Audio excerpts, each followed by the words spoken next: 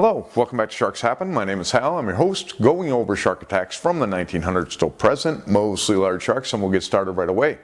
We're going to head over to the Red Sea to Sharm el-Sheikh. The date is November 30th, 2010. Olga Martsinko, she's 48 years old, her and her daughter are vacationing, and Olga decides that the two of them are going to jump back in and take one last swim. She's floating on her back. It's about 2:40 in the afternoon, about 30 feet from the jetty, but I don't know exactly how far from shore. And she's floating on her back and she feels a clamping on her left hand. And she tries to get up and the shark pulls her under. Her daughter, who was also on the beach, sees her pulled under the water, and now she gets up and she starts struggling her way back to shore. She's been bit in the hand, and I think she was bit in the leg at the time. And as she struggled back to shore, she got to where they were going to pull her up onto a dock, and they say right at that point the shark came back and grabbed onto her left side of her rear end and bit that clean off. She survived the attack. They ended up getting her on the shore, and they got her help, and she survived a brutal attack. And this one was from a 10-foot Oceanic white tip. We're going to go through 4 attacks that happened within 2 days, 2 in each day, within minutes of each other, really. This is the first one of the 4, and then there's the 5th one after that. They ended up fixing her up, and she ended up living. She ended up with a skin graft for where her rear end was missing. They did one early on, and then she had to wait to get another one to be able to properly fill that spot in.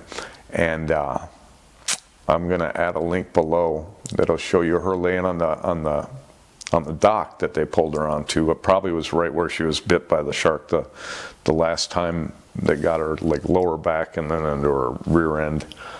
She's laying face first on the dock. The wound is to whoever's taking the picture, so it's a very clear picture. It's from quite a bit of a distance, but you can make out what's up, and you can almost see that her left arm is severed, kind of around here, I would think, around mid-forearm, is what it looks like to me. So I'm going to post that link down there. It's an attack, an attempt to predate, no fatality. We'll get to the next. We stay on the same beach in Sharm el-Sheikh, same day, 15 minutes after the attack on Olga. Lyudmila Stolyarova, she is 70 years old. Her and her husband are at the beach, and she had asked her husband if he would like to go out swimming, and he declined, and he's on the beach, I believe, reading a book. But he says a half hour later, people were running to him telling him something happened to his wife. So he didn't witness it, and he got to see everything after the fact. In the water, there's a diver, and he was relatively close to Miss Stolyarova. He was in the water with a client, so he had somebody down there diving with them when the Oceanic white tip came up to him. And he put his arms to his side, saying that he was making himself one big long piece. He says it's better, it works better to get a curious shark to leave them alone. But this shark didn't leave them alone at first.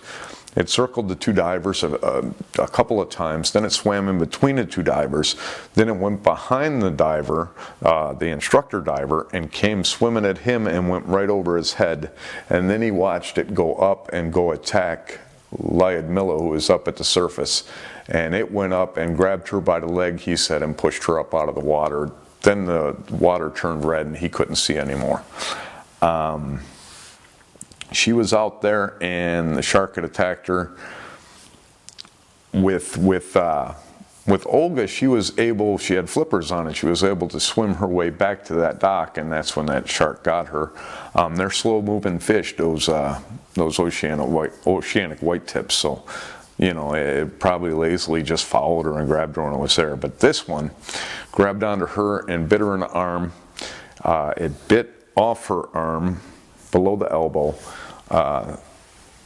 severed her, it says severed her foot. Now here's the deal.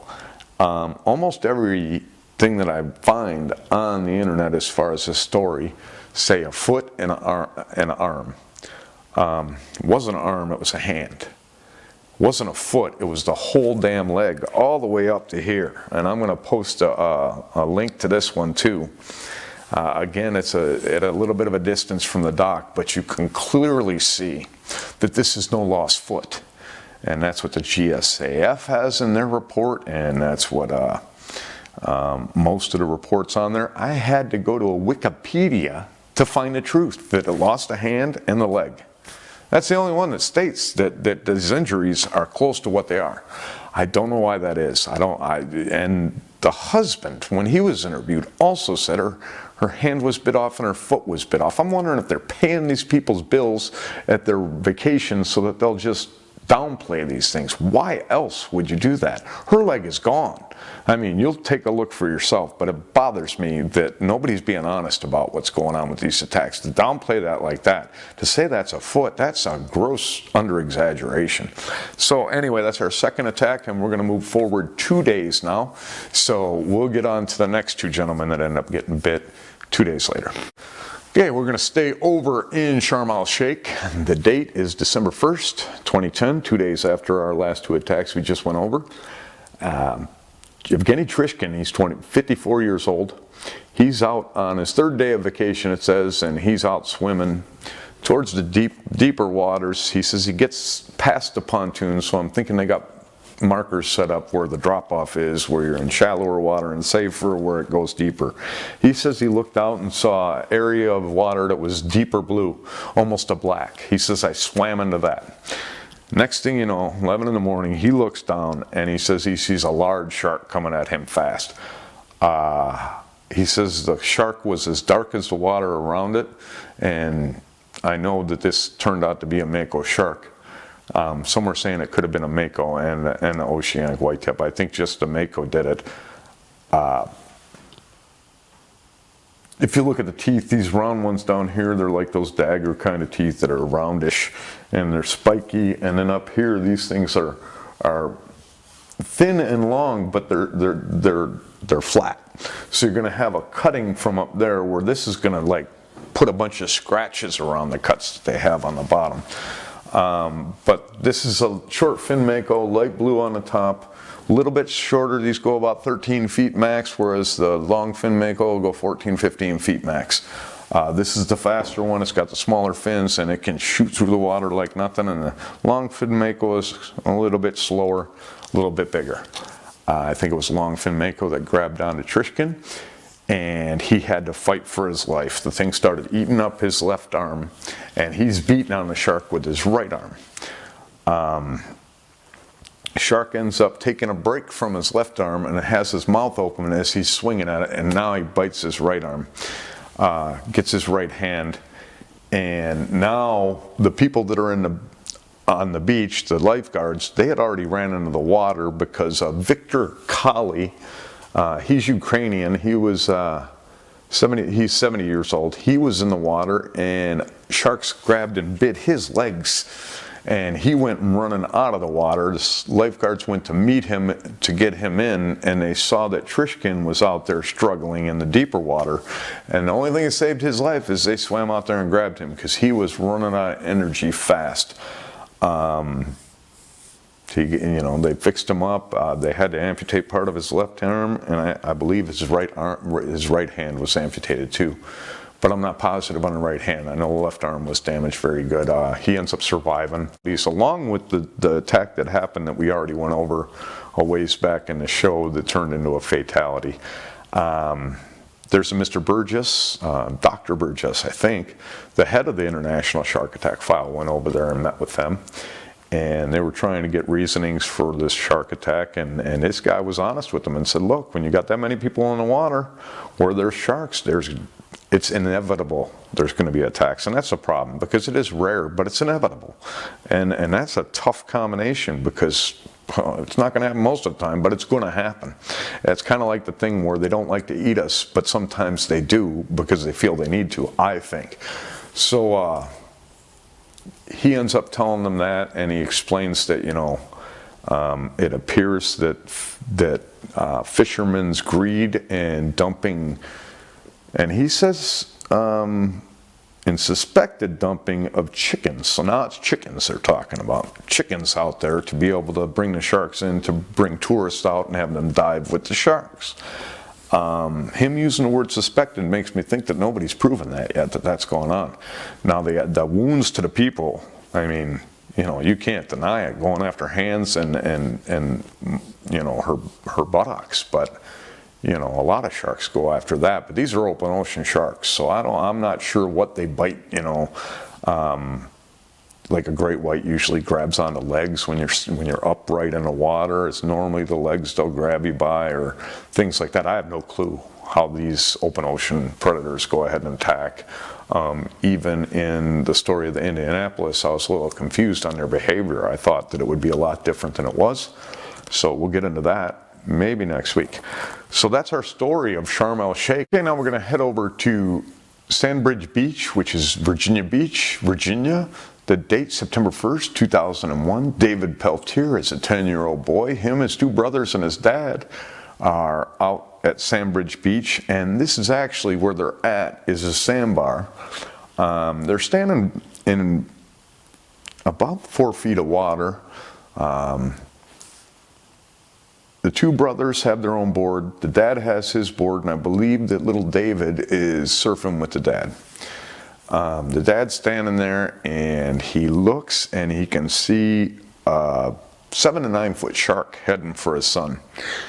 He screams to his other two boys to get on their boards and catch a wave in as he grabs onto David to put him up on his board. As soon as he grabs onto David, that shark zooms over and latches onto his thigh.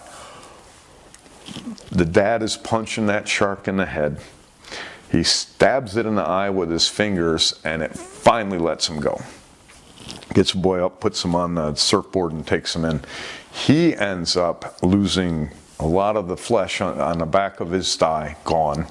One of the favorite places for bull sharks, and it's like they know that there's a lot of meat there.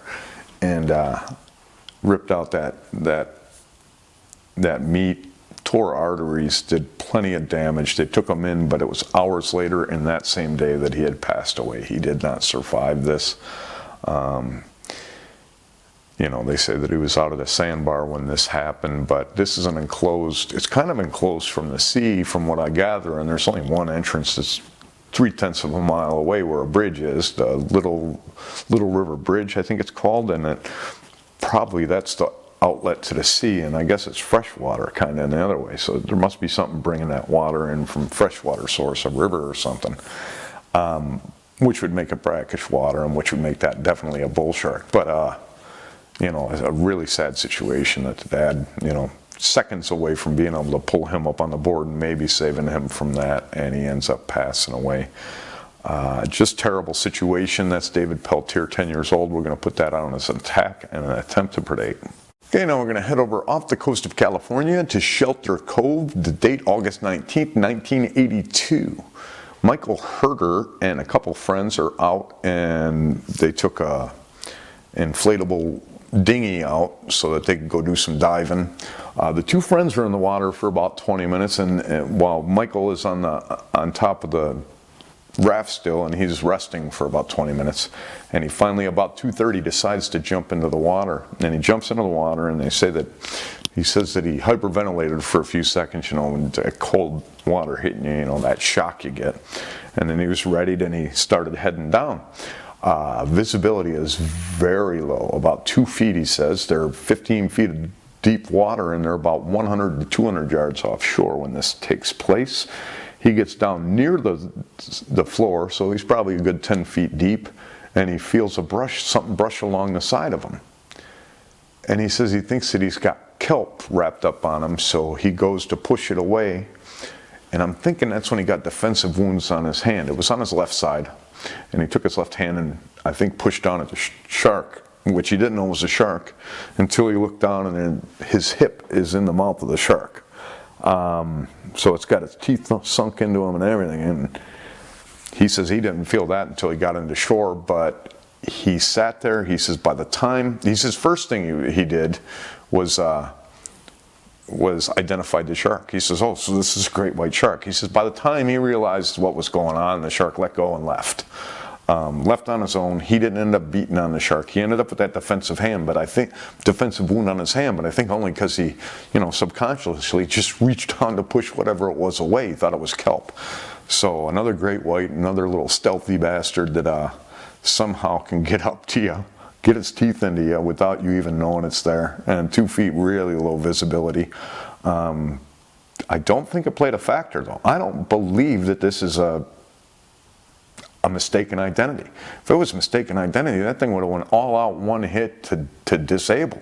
That's how they hit their prey. If they think we're a seal, they're going to try to take our tail off. And that's no joke. That's exactly what they do. I have yet to see any great white go up to any of their prey, a seal, a sea lion, and just sink its claws, its teeth into it down to the gums and figure out whether it wants to eat it. It knows damn well what we are. I'm tired of hearing, oh, low visibility, it thought we were a seal. If it thought you were a seal, you would not be with us. I'll guarantee you that.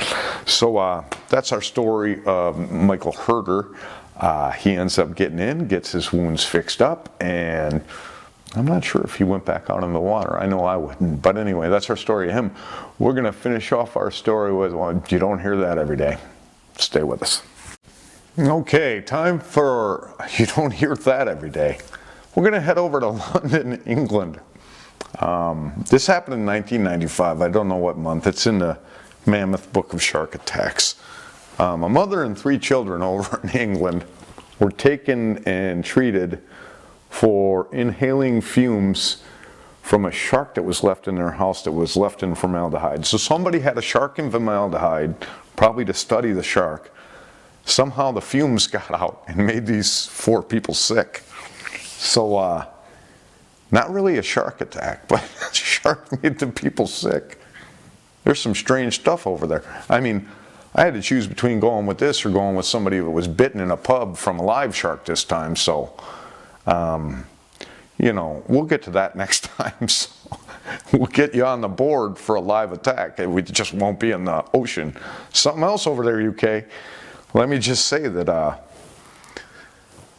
you've had one shark, the only one in the ocean, jump and land in between a boat, suiciding itself and injuring the 2 fellas on the boat, hitting one in the leg, and one guy gets hit in the nose, gets cut in the nose by the tail or the head, one of the others. Then we got 2 sharks that are dead that attack people. And now we got a dead shark that it's formaldehyde. People sick. You can't make this up. There's something going on over there in the UK. Another thing I want to say is that there's going to be maybe 2 links. Unless I can find the story that has both pictures, I'm putting both links because I've seen both pictures. So down in the description, you'll have a picture of both Miss Lyudmila and Olga that were both attacked down there. Both just crazy injuries, and I'll post a link to both of those so that you'll have those, and that'll be our show for today. Probably won't see you again before Christmas. So if you celebrate Christmas, Merry Christmas. If you don't, Happy Holidays. And I will definitely see you next week. Got a big week coming up next week in between Christmas and New Year's. Going to put out a few shows and probably a special on the sinking of the Indianapolis. So that's our show for today. I hope you enjoyed it. Hope I'll see you in a few days. But until then, if you go in that water, you are much more afraid of those sharks than they are of you.